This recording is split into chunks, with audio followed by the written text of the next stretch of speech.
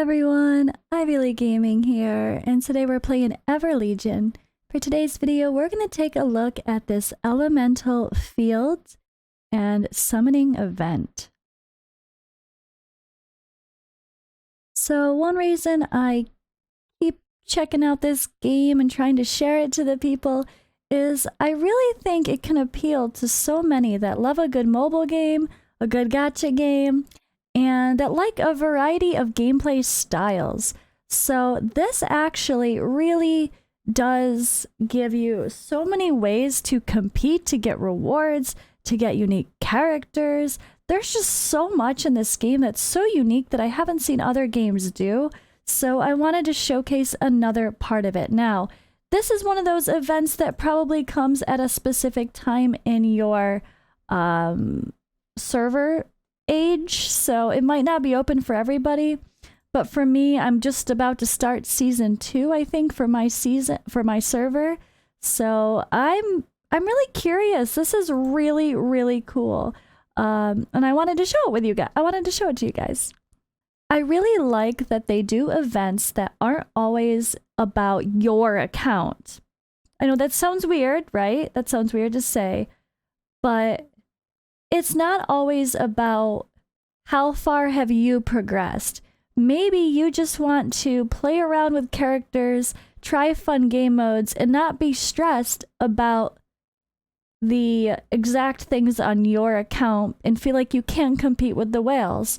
Well, this game does that in a unique way with a lot of their events to allow you to have some fun and be able to test out characters you don't actually have and be on an even playing field to everybody.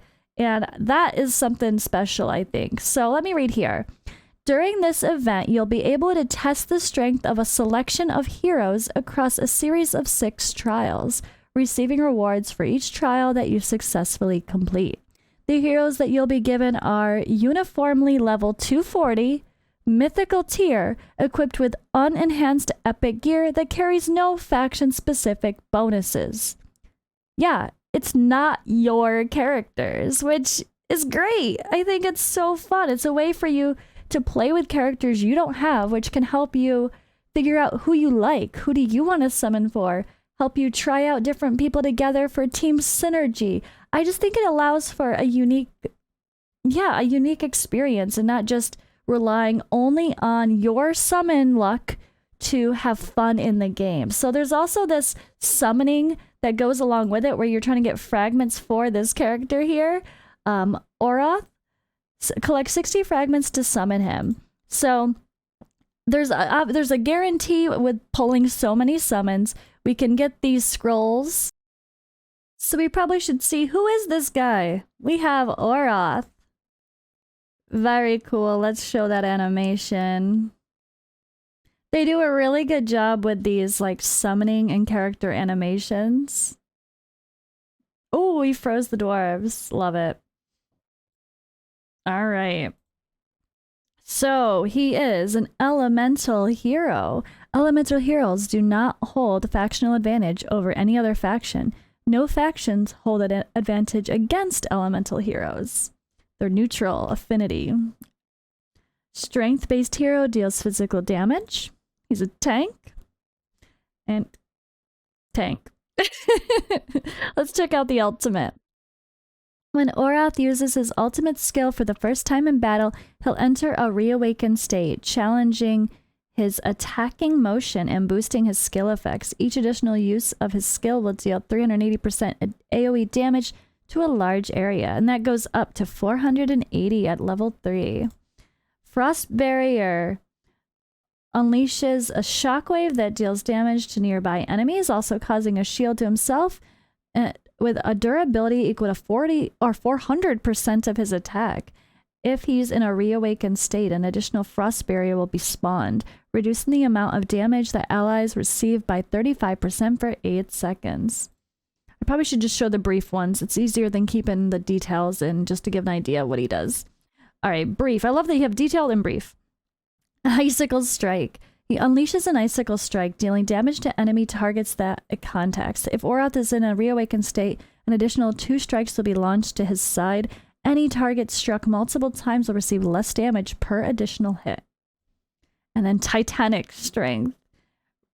Damage taken from in front is reduced. From in front renders his body indestructible, causing attacks directly ahead to deal less damage. As a tank, someone just a direct hit. It's a little bit of a weird description, but you know how that goes. But yeah, really cool. And the button to obtain, boom. That's what we're here to talk about today. This special event around Orath. Let's see. There's other rewards as well. We have lots of resources for some of those upgrades for your signature gear. I've been finally working on some of mine. And of course, just the general upgrades as well as having chances to get. You have a chance to just pull the hero too, as well as just getting fragments for them and for getting a crazy amount of diamonds. So there's a lot of variety here, although it is a bit steep. I think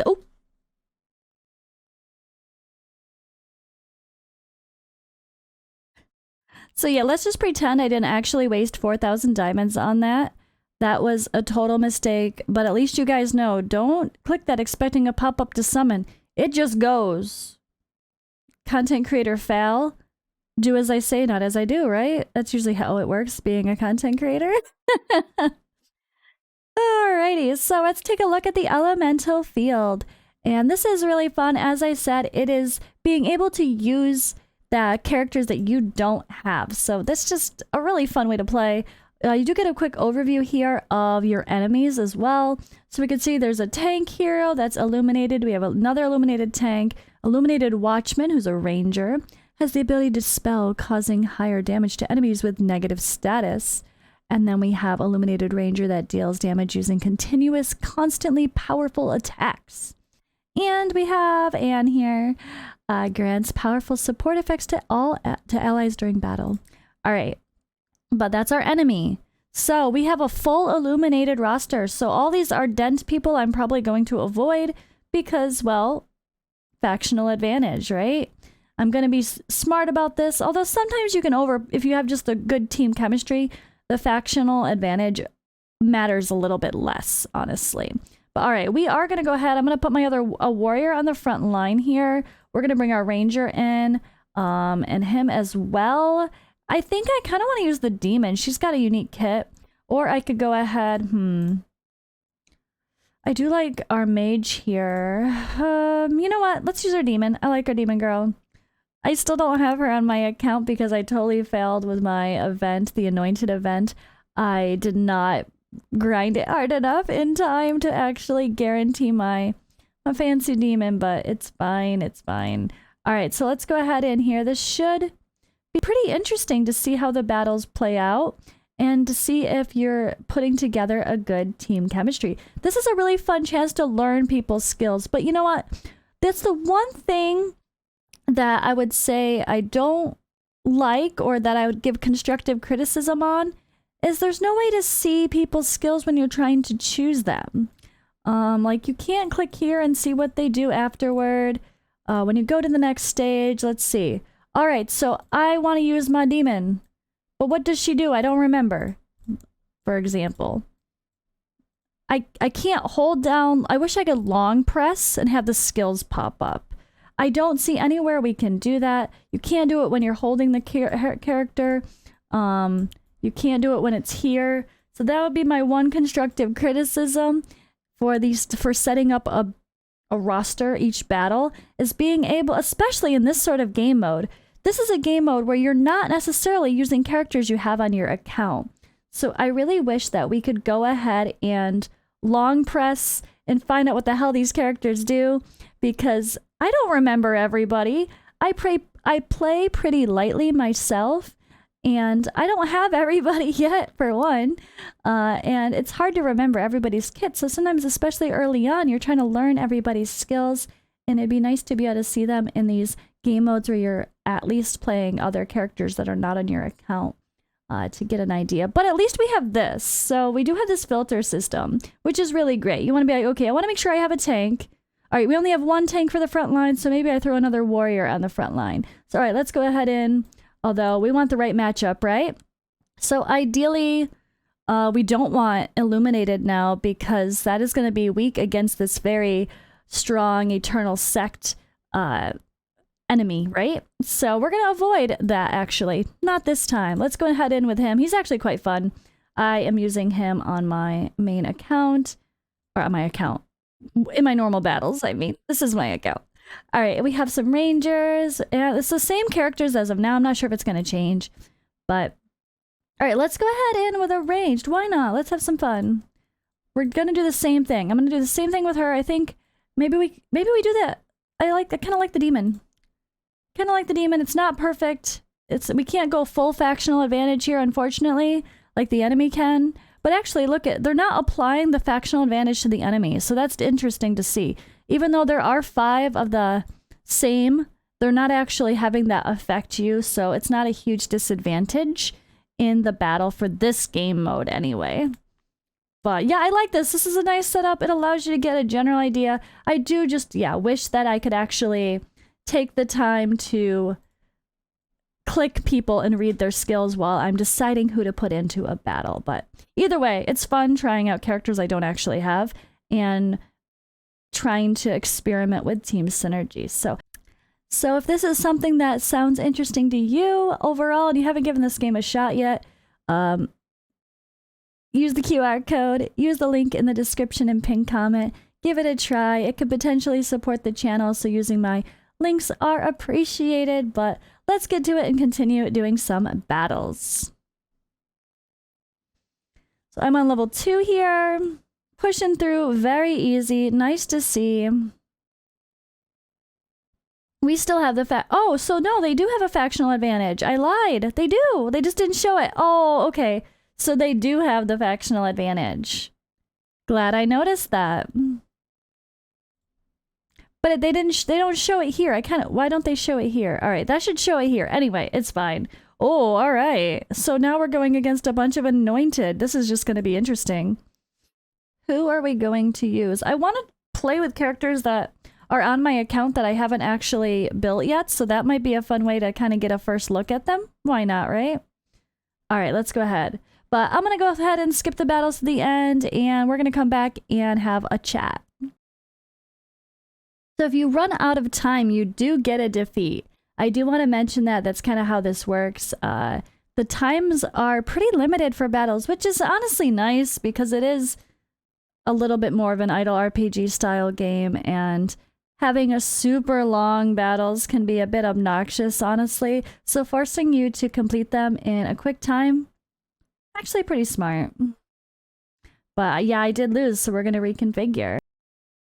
And yeah, I'm honestly a little bit stuck at stage 3 because those are a bunch of heroes that I'm personally not that familiar with.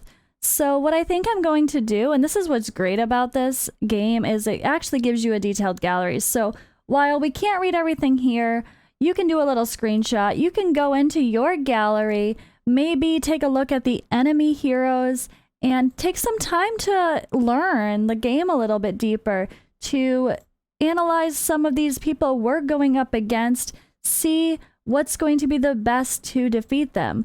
I just got Alexandria.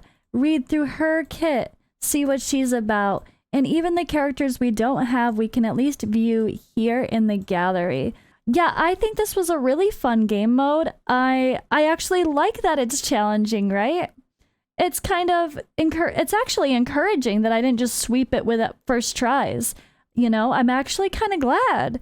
I feel like it just, I don't know, it allows me to, it kind of forces me. It forces me to learn these characters that I am not yet familiar with. Who are these enemies? I don't know who this is. I haven't seen them before. Yeah, we're familiar with her and we're more familiar with her. But what about the others? Maybe I haven't really seen them yet, because that's what's happening. They kind of roll out new seasons of characters and the events introduce new characters. And by doing something like this, it really helps you to dive deeper and learn more about the game. So this video was not intended to be a guide on how to beat the elemental field. It's just me showcasing another fun mode of gameplay that might interest a new player. I really think that This game has so much to offer regarding guild system. There's a guild war where you can go in and battle. Even if you lose, you still get some points toward your guild and some guild coin. There's a guild hunt with multiple bosses to fight. And then all of these events are just so fun and unique. They always are bringing new ways to summon, which is cool because you can kind of figure out what you like best. There's these draft. Oh, I'm on the end of my draft blitz. I guess I gotta see if I can summon any more. Oh no, I'm not summoning that many. Collect 150 elite heroes to complete the task. You could get a bonus hero if I did some more summons. Oh gosh, that's what I get for accidentally wasting my diamonds. But that's live and learn, right? I totally wasted my diamonds in one of the anointed events and not committing to actually finishing it. So trying to get the hero and not hitting my first pity actually kind of made me waste all of those diamonds that I had saved. That's my own fault. I didn't commit. So gotta commit next time, which is fine. But yeah, I think they do a good job offering ways to get experience, to get summons, to test out new characters, and it's still a really cool game, and I think you guys should give it a try. I really hope that I can keep showcasing areas of the game that perk people's interests, right? That's the goal. I want to... I'm not playing super heavy myself, and I need to refocus and dive a little bit deeper. It's just been a very distracting and busy month for me, so I've been a slacker, but you guys are probably going to catch up and pass me in a couple weeks if you start playing now, so it's never too late. Join in the fun, and if you want to check this game out, make sure you use the QR code or the link in the description or pinned comment to do so to potentially help my channel. Full-time content creator life is always appreciated, but yeah, I hope you guys are enjoying this game. Let me know your favorite parts about Everlegion if you're playing, and I'll see you in the next video.